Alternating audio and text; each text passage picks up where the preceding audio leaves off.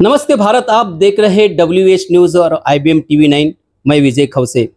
मेरे साथ इस वक्त जो है महाबोधि महाविहार मुक्ति के आंदोलन के लिए सक्रिय लड़ा जो दे रहे हैं भंते जी वीणाचार्य है। और 12 मई को 12 लाख लोग बोध गया आने के लिए है भंते जी ने आह्वान किया है। इसी के ऊपर में हम बात करेंगे और भी विषय लेंगे। भंते जी, WH न्यूज़ और IBM TV9 में आपका स्वागत है। 12 लाख लोग आ रहे हैं बुद्ध गया 12 मई को। क्या किस माध्यम से ऐसा आएंगे? भारत में करोड़ों बौद्ध हैं, बिल्कुल, तो 12 लोग तो आ जाएंगे। जहां करोड़ों बुद्धिस्ट हो और करोड़ों बहुजन समाज रहता हो तो लाखों की संख्या तो उनके लिए छोटी सी है। ये तो ऐसे जैसे समुद्र में से नदी निकाल लेना। तो हमने कहा 12 तारीख 12 लाख बौद्ध एक साथ बोध गया पहुंच रहे और महाबोधि महाविहार को मुक्त कराएंगे। बोध गया जाम हो जाएगा पूरा। बोध गया जाम भी होगा और बोध गया में परिवर्तन भी होगा। परिवर्तन होगा इसलिए 12 लाख बौद्ध पहुंच रहे हैं और सरकार के रजिस्टर में दर्ज कराने पहुंच रहे हैं, क्योंकि सरकार के रजिस्टर में अब तक हजारों संख्या दर्ज है बौद्धों की। तो हमें वो हजारों की संख्या के सामने जीरो बढ़ानी हो कि वो लाखों कहेंगे कि भारत के बौद्ध लाखों आ सकते हैं। मतलब इसके पहले जो भंते सुरेश देसाई ने आंदोलन किया उसकी भी जो दर्ज है हजारों की है, लाखों की संख्या में लोग गए थे उस वक्त। बौद्ध गया में हजारों की संख्या दर्ज है। अच्छा, अब रिकॉर्ड होगा लाखों की संख्या में बौद्ध गया पहुंचे। और जब लाखों की संख्या में बौद्ध पहुंचेंगे तो भारत के इतिहास में ये भी दर्ज होगा कि भारत में अब तक मुसलमान एकजुट हुए लाखों में, हिंदू एकजुट हुए लाखों में, सिख एकजुट हुए लाखों में, अब बौद्ध एकजुट हो गए। अब जब बौद्ध एकजुट हो गए तो ये भ्रम भी टूट जाएगा अब देश का और उन सरकारों का जो भारत में बौद्धों को अल्पसंख्यक मानती आई है, जो भारत में बौद्धों को मानती है कि वो बहुत कम संख्या में है, उनका प्रतिनिधित्व कुछ नहीं है देश में। अब उनको भी पता चलेगा, उनकी आंखों से भी वो काली पट्टी हटेगी कि भारत का हर एक बहुजन समाज बुद्धिस्ट है। बुद्धिस्ट अलग नहीं है कोई, जो बहुजन है वही बुद्धिस्ट है। और उसकी संख्या को देश ने कई बार देखा है, अब वो इस बार बौद्ध के रूप में देखेंगे जब बोध गया में 12 तारीख को 12 लाख बौद्ध मंच पे इकट्ठा हो गए। निश्चित रूप से भंते जी, मैं एक और सवाल करूंगा क्योंकि एक मैसेज भी नागपुर शहर में भी अभी वायरल हुआ है कि बीजेपी के सभासद के माध्यम से आप जो है वो दान ले रहे हैं, ऐसा आरोप आपके ऊपर में। क्योंकि यवतमाल के यहाँ पर जो है एक फोटो भी वायरल हुआ है, मैं आपको स्क्रीन पे भी आपको दिखा रहा हूँ। क्या सच बात है ये जो दान जो लिया जा रहा है बीजेपी के सभासद के माध्यम से लिया जा रहा है? अब मुझे चेहरे पे ना माथे पे कोई लिखा नहीं आता कि वो भाजपा का है या कांग्रेस का है या किस पार्टी का है। तथागत बुद्ध ने कहा कि आप मानव को मानव देखो, बौद्ध को बौद्ध देखो। तो मेरा एक भिक्षु धर्म है कि मुझे केवल इंसान देखना है। और इंसान को जब हम ये प्रोटेस्ट शुरू करते हैं या आंदोलन शुरू होता है तो इस आंदोलन में जो भी सक्रिय है वो इस आंदोलन का हिस्सा है। और मैं जहां गया हूं, चाहे मैं नागपुर में आया हूं, तो मैं नागपुर में जहां आया हूं तो मैं ये सोच के आया हूं कि यहाँ वो लोग बैठे हैं जिन्होंने महाबोधि महाविहार को मुक्त कराने की कसम खाई है, जिन्होंने संकल्प लिया है, जिन्होंने अपने घरेलू खर्चों से रुपया जोड़ जोड़ के महाबोधि महाविहार को मुक्त कराने के लिए दान देने की तैयारी की है। मैं उनके पास आया हूं और मैं वही गया था यवतमाल वालों के पास। यवतमाल के लोग करीब 26 दिन से प्रोटेस्ट कर रहे थे और प्रोटेस्ट करने के साथ साथ मैंने 3 बार उनके साथ वीडियो कॉल पे दमदेशना दी। वो क्या बीजेपी के लोग थे?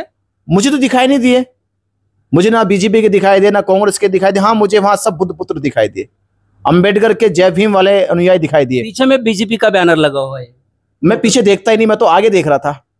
तो आगे मुझे बुद्ध के अनुयायी दिखाई दे रहे थे, मुझे बाबा साहब के अनुयायी दिखाई दे रहे थे, मुझे तो आगे पंचशील का झंडा दिखाई दे रहा था, मुझे तो आगे बाबा साहब अम्बेडकर का जय भीम का झंडा दिखाई दे रहा था। और पीछे वाले पीछे देखते रह जाए, मैं तो आगे देख के चल रहा था। और आगे मुझे बाबा साहब अम्बेडकर के मिशनरियों की भीड़ दिखाई दे रही थी। इसलिए मैं यवतमाल पहुंचा और 26 दिन के प्रोटेस्ट को मैंने उनका सराहना की, उनको मैंने अपना आशीर्वाद भी दिया और अपील भी करी। और उन लोगों ने अपील को स्वीकार करा और ये वादा करा कि हम लोग भी हजारों की संख्या में बोध गया पहुंच रहे। वही लोग पहुंच रहे जिनसे मैं मिलने गया था और लोग कंटिन्यू हमारे साथ जुड़े हुए गए और उन लोगों की बड़ी संख्या बोध गया पहुंच रही है। जगह जगह से आपको दान आ रहा है भंते जी। तो यहाँ पर नागपुर में जब प्रेस कॉन्फ्रेंस हुई तो उन्होंने कहा है कि भंते जी वीणाचार्य को दान ना दे। तो मुझे दान ना दे तो वो बौद्ध उपासकों से पूछ ले जाके। बौद्ध उपासक दान दाता है, और दान किसको देना है ये उनका व्यक्तिगत मामला है। इस संसार में बुद्ध के समय जब दान देने की बात आती थी तो बुद्ध को इतना दान मिलता था, इतना दान मिलता था कि ब्राह्मणों के पेट में दर्द होता था। इतना दर्द होता था कि उन लोगों ने घूम घूम के बुद्ध के खिलाफ प्रचार करा कि बुद्ध को दान की क्या जरूरत है, बुद्ध को विहार की क्या जरूरत है, बुद्ध इतना दान लेकर कहाँ जाएंगे। तो जानते हो उस समय बुद्ध के अनुयायी क्या कहते थे कि बुद्ध को दान नहीं है, ये बुद्ध की कारवा को दान है।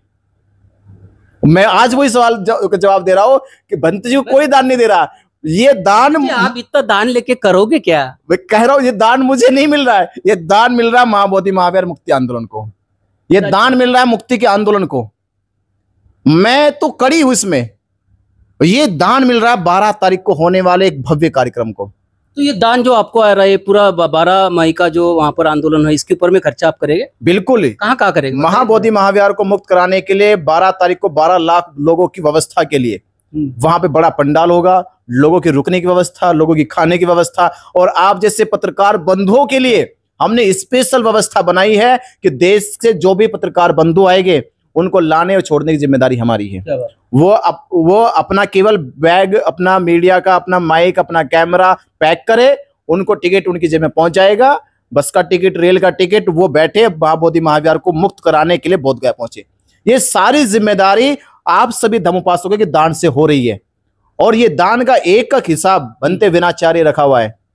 और मैं खुला कह रहा हूं कि मुझे नागपुर के लोगों ने दान दिया, मुझे ये तुम्हारे के लोगों ने दान दिया, बंगला तो नहीं खरीदेंगे, मुझे गोंदिया के लोगों ने दान दिया, मुझे मध्य प्रदेश के लोगों ने दान दिया, मुझे दिल्ली के लोगों ने दान दिया, और तमाम देश के लोगों ने मुझे ऑनलाइन दान दिया। ये दान जो है ये महाबोधि महाविहार का दान है। बिल्कुल। और ये दान है कि महाबोधि महाविहार मुक्त करा के हम रहेंगे, ये मुक्ति का दान है। हम पीछे हटने वाले नहीं है, सेटिंग करने वाले नहीं है। हमने कह दिया कि बनते विनाचार्य बीटी एक्ट रद्द करा के महाबोधि मुक्त कराकर देश के गांव गांव जाएगा, शहर शहर जाएगा और अभिवादन प्रोग्राम करेगा, सबका अभिवादन करेंगे, सबका हम धन्यवाद करेंगे, सबका आभार प्रकट करेंगे। तो ये आंदोलन, अरे हम कोई 60-70 साल के नहीं है बिल्कुल कि हाँ चलो जीवन की सीमा समाप्त होने वाले, तुम जल्दी जो कुछ करना कर लो। अरे हमारे लिए तो बड़ा प्लानिंग है भी। मेरे लिए तो उम्र के हिसाब से 40-45 साल पड़े काम करने के। तो मुझे आज नहीं देखना, मुझे फ्यूचर देखना है। किस देश में जब बौद्धों के नेतृत्व की बात हो रही तो दलाई लामा का जिक्र होता है, भारत का बौद्ध भिक्षु क्यों नहीं जिक्र होता? भारत के युवा भिक्षु का जिक्र क्यों नहीं होता? होना चाहिए। यहां दलाई लामा का जिक्र क्यों होता है, जबकि दलाई लामा का भारत के धम्म प्रचार में कोई योगदान नहीं है, पर जिक्र किसका होगा? दलाई लामा जी का। भारत के भिक्षुओं का जिक्र क्यों नहीं है? तो मैं वो स्थापित करने जा रहा हूं कि भारत में बौद्ध भिक्षुओं का जिक्र होना चाहिए। जब देश में बौद्ध धर्म की बात हो तो भारत के बौद्ध भिक्षुओं का जिक्र होना चाहिए। तो नेतृत्व जो होगा वो अब बौद्ध भिक्षुओं के हाथ में आए, उसकी जिम्मेदारी का अगर थोड़ा सा भी प्रयास या थोड़ी सी भी कड़ी का मैं हिस्सा बन रहा हूं तो इससे बड़ा मेरे लिए जीवन का कोई और सफलता नहीं होगी। हम देखते आ रहे हैं कि वो जो आंदोलन है तो एक इकट्ठा पूरे देश का एक आंदोलन बनना चाहिए, मगर गुट गुट में उसके दिखाई दे रहे हैं। क्या ये योग्य है? सागर से एक लोटा पानी निकाल लेने से सागर सूखता नहीं है, और उसे गुट भी नहीं कहते। और महाबोधि महाविहार आंदोलन की एक ही जड़ है, वो है महाबोधि महाविहार का धरना स्थल। और उस स्थल की सबसे बड़ी खूबसूरती 12 तारीख को देखने को मिलेगी। 12 तारीख को दिखाई देगा कि गुट वाले भी वहीं दिखाई देंगे, वहां पर विरोध करने वाले भी दिखाई देंगे, वहां जगह जगह फैलने वाले जो इसकी गतिविधि फैला रहे उल्टी सीधी, वो सब वहीं दिखाई देंगे। तो मैं कह रहा हूं 12 तारीख का खूबसूरत और सबसे मजबूत और सबसे ताकतवर आंदोलन 12 मई को होने वाला है। और यह दिखाई देगा कि बोध गया आंदोलन के साथ साजिश करने वाले लोग भी पीछे लाइन में खड़े होंगे। और मैं पूछूंगा तब उनसे कि विनाचार्य कहां है? तो विनाचार्य ने तो तैयारी कर ली पूरे देश को सौंपने की। विनाचार्य इसमें अकेला नहीं है, पूरा देश है। मैंने तो कह दिया है कि मैं तो खुला भी कह रहा हूं, यह आंदोलन नागपुर के लोगों का आंदोलन है, यह आंदोलन महाराष्ट्र के लोगों का आंदोलन है। तब जाके कोई सेकंड पे आएगा उत्तर प्रदेश वाले लोग, बिहार के लोग या दिल्ली के लोग। मैं तो सराहना कर रहा हूं कि इस आंदोलन में जितनी सक्रिय भूमिका महाराष्ट्र के लोगों की है, देश में भी किसी की नहीं है। विरोध भी महाराष्ट्र वाले कर रहे। मुझे देखो, मैं उनके विरोध को मानता नहीं, क्योंकि 1000 लोगों में 3 विरोध करे, खास करके आपका। अब एक बात सुनो, अब हवा चलेगी तो आंखों में धूल तो लगेगी। क्यों विनाचार्य भारी पड़ रहे हैं सब? नहीं, मैं भारी तो ब्राह्मण पढ़ रहा हूँ। मैं अपने लोगों को भारी नहीं हूँ। उनके लिए तो बहुत सरल हो, बहुत सज्जन हो, बहुत प्रेमी मैत्री पूर्ण मेरा व्यवहार उनके साथ है। हाँ, मैं ब्राह्मणों के लिए भारी हूँ, इसलिए एफआईआर मेरे ऊपर है। अच्छा, कितना मुकदमा मेरे ऊपर है। मेरे पास 2 एफआईआर है। आज तो एक की डेट तो आज थी, मेरी डेट चल रही, हियरिंग हो रही है, मैं यहाँ बैठा था नागपुर में। तो वहां से मुझे लामा जी का फोन आया कि बनते जी आपकी वो जज ने यहाँ पे नाम बोला है। मैंने कहा डेट ले लो। ये भी कह रहा है कि लामा जी और आप साथ साथ में नहीं है, ये भी बता दीजिए लोगों को। वो जिनको पता करना वो बोधगया चले। देखो, मैं ये कहूंगा, ये आंदोलन बहुत मजबूती से चल रहा है और जो आंदोलन में है वो कोई अलग नहीं, साथ है, मजबूती से चला रहे, जिसका खूबसूरत चेहरा आपको 12 मई को देखने को मिलेगा। कहते हैं कि कहते हैं कि प्रत्यक्ष को प्रमाण की जरूरत नहीं है। देश के लोगों से मैं अपील कर रहा हूं कि 12 तारीख को आके देखिए, आपको प्रत्यक्ष दिखाई देगा। आंदोलन एक ही लाइन पे है, एक ही स्टेज पे है, एक ही संगठन में है, एक ही नेतृत्व में है। कोई बिखरा हुआ नेतृत्व नहीं है, कोई गुटबाजी नहीं है। ये गुटबाजी तो ऐसी है जैसे किसी का कहते हैं 4 चवन्नी का हिस्सा होता है। तो 4 चवन्नी घर का झगड़ा, तो 4 चवन्नी वाले मामले के, ये आंदोलन का मामला नहीं है। आंदोलन एक साथ है और मजबूती चल रहा।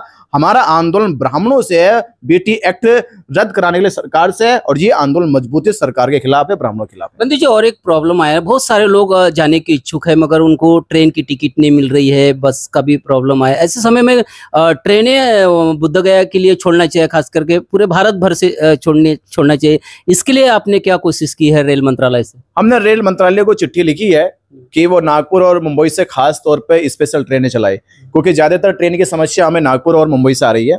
लोगों की यहाँ से शिकायत है कि हमें टिकट नहीं मिल रही है, हम टिकट की कोशिश कर रहे हैं, और कुछ बसें भी बुक हो गई है। ऐसा नहीं मैं कह सकता बसें नहीं हो, कम से कम 100 से ज्यादा नागपुर में बसें बुक हुई है, 100 के आसपास मुंबई से बस बुक हो चुकी है, और अलग अलग शहरों से बस बुक की जा चुकी है। फिर भी हमें ट्रेन की व्यवस्था के लिए हमने एप्लीकेशन दी है, और आपके चैनल के माध्यम से फिर कह रहे हैं कि सरकार की जिम्मेदारी इस लोकतंत्र में, कि जो समाज अपने आंदोलन को मजबूत करना चाहता है वो समाज बोधगया पहुंच रहा है, मां बोधि महाविहार को मुक्त कराना चाहता है, तो उन समाज के लिए मुंबई से और नागपुर से सरकार स्पेशल ट्रेनें चलाए, उनकी जिम्मेदारी ले, उनकी सुरक्षा की, उनकी पहुंचाने की, उनके लाने की जिम्मेदारी ले।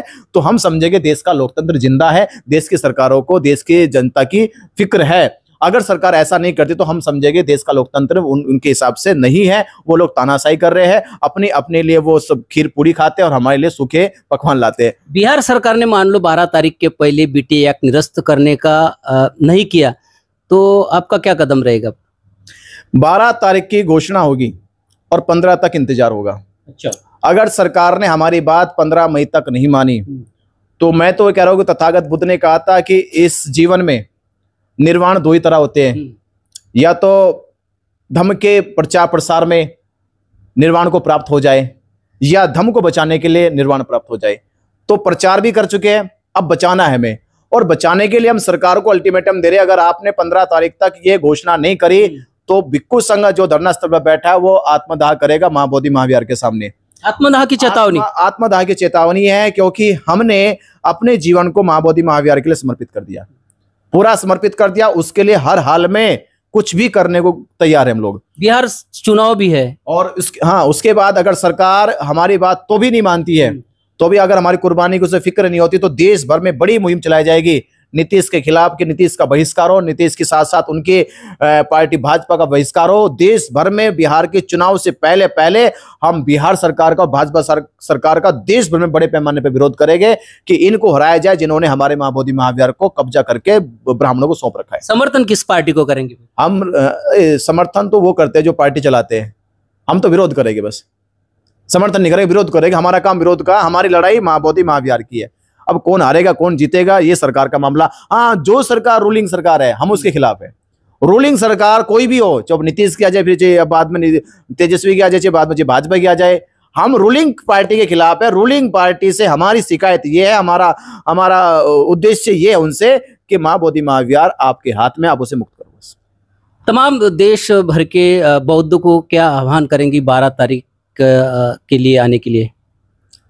मैं आह्वान ये करूंगा, कोई भी समाज अगर संसार में जिंदा रहना चाहता है, अपनी पहचान बनाए रखना चाहता है, तो शिक्षा को, संस्कारों को, संस्कृति को, सभ्यता को बचा ले।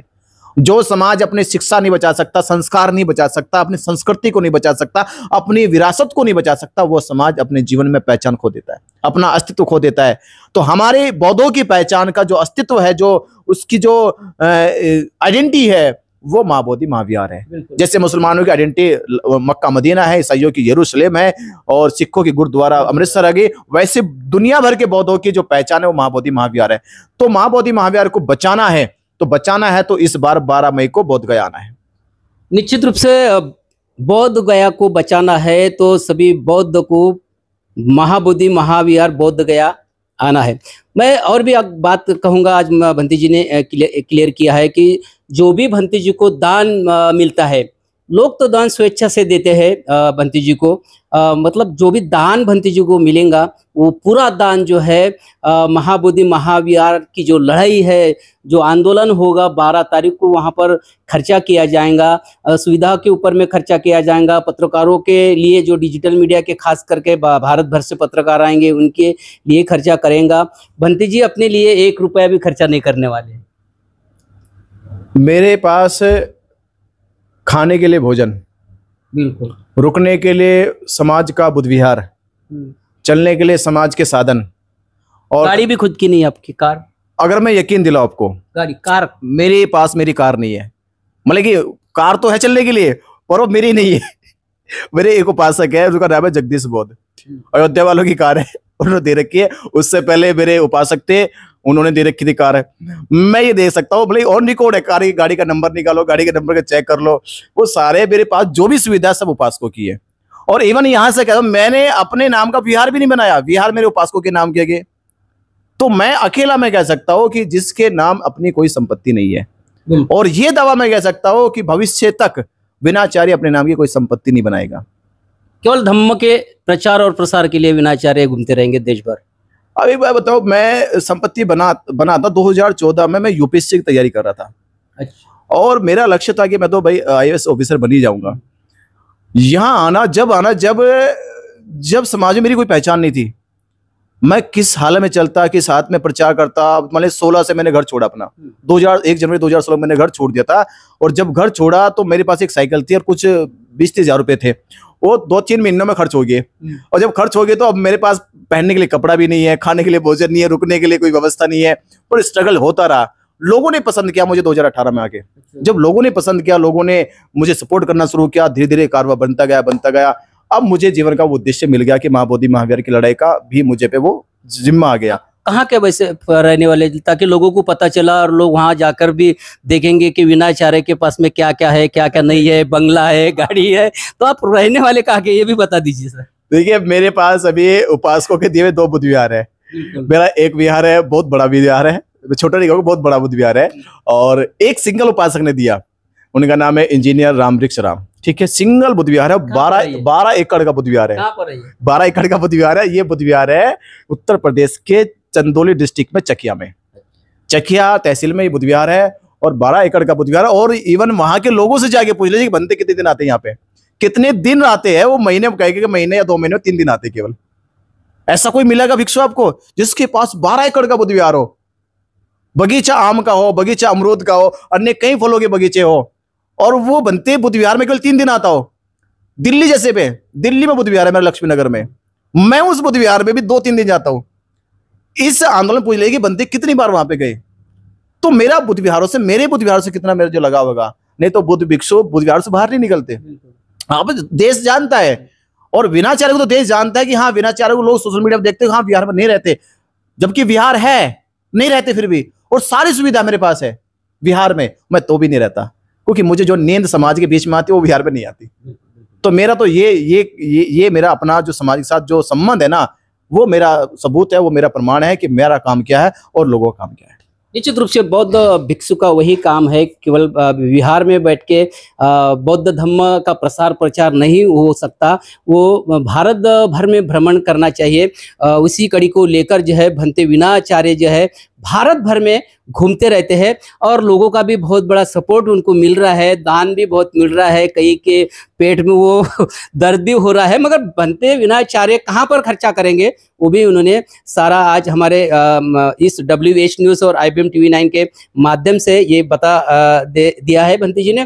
तो निश्चित रूप से दोस्तों 12 मई को जो है बोध गया में बहुत बड़ा आंदोलन हो रहा है, मतलब 12 मई को आंदोलन कहेंगे तो बौद्ध पूर्णिमा है, बौद्ध जयंती है, उसी के उपलक्ष्य में वहाँ पर 12 लाख को बंते विनाचार्य जी ने वहाँ पर बुलाया है। आप भी आइए, क्योंकि वो लड़ाई जो है हमारी अस्मिता की है और इस बार जो है BT एक्ट निरस्त करेंगे, ऐसा ही आज यहाँ पर बंती जी ने कहा है। तो निश्चित रूप बंती जी, आपका स्वागत हमारे चैनल के लिए, अपनी मुलाकात देने के लिए। और साधुवाद, धन्यवाद आपका कि आपने बड़े ही बेखौफ होकर इस बात को दिखाया है। और मैं कहूँगा कि हमारी सोशल मीडिया, बहुजन मीडिया गोदी मीडिया ना बन जाए। उसमें मैं मानूंगा कि आप लोग बहुत ही मजबूत कड़ी से लड़ रहे हैं कि आप मीडिया को बचा रहे हैं कि वो गोदी मीडिया ना बने। तो और मैं कहूँगा क्योंकि हमारी लड़ाई ब्राह्मणों के खिलाफ, आपस में लड़ाई नहीं है। आपस में लड़ाई तो हम 4 दीवारें बैठे कर लेंगे। तो मीडिया को हमें मुक्ति आंदोलन की लड़ाई लड़नी है। और महाबोधि की तो ब्राह्मण के खिलाफ भी नहीं है, आपकी लड़ाई गवर्नमेंट के खिलाफ है। गवर्नमेंट ब्राह्मण के हाथ में है भाई, डायरेक्ट इनडायरेक्ट तो भी पहुंच जाएगी। तो सरकार से तो डायरेक्ट लड़ाई है, इनडायरेक्ट तो ब्राह्मण से लड़ाई है। ये ब्राह्मण नहीं होता, मेहनत नहीं होता, सरकार उसकी बात मानती कैसे? सरकार के सर में कोई दर्द था, सरकार के सर में दर्द करा ब्राह्मण ने पैदा। तो अब वो डायरेक्ट तो नहीं लड़ रहा ब्राह्मण। देश में वर्षों से ब्राह्मण डायरेक्ट लड़ता ही नहीं, इनडायरेक्ट लड़ता आ रहा है। तो कभी वो हिंदू बन के लड़ता है, कभी वो मुस्लिम बन के लड़ता है, कभी वो सिख बन के लड़ता है, कभी वो जैन बन के लड़ता है, अब वो सरकार बन के लड़ता है।